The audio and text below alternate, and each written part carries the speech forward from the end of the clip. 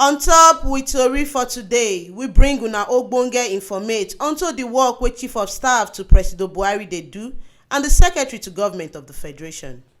For Presido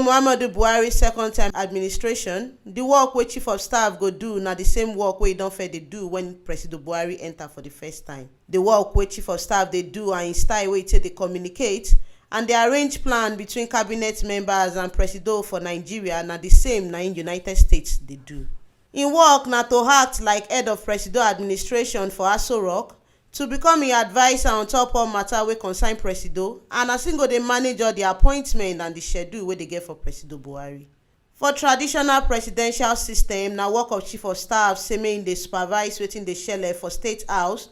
unto the staff dem, as im go still dey control access to office of Presido. Im go manage how informate and communication take dey waka for house, as e be say na im go still dey work on top the relationship wey dey between Presido with legislative and judiciary system of government.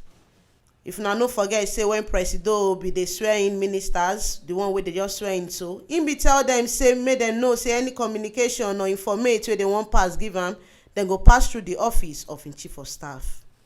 Secretary to the Government of the Federation work na to see say all government plan, ideas and policies wey dem put for ground e waka well as dem do all this one, and all the cabinet matter sef e go through am.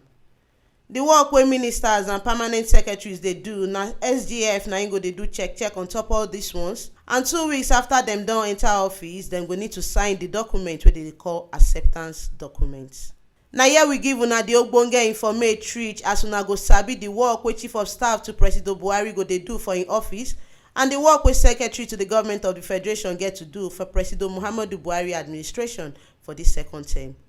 This Ogbonge Informate wey reach una on top the work wey these Ogbonge people go need to do to make Naija waka far, na T Live Media na im bring am come gidigba come give una.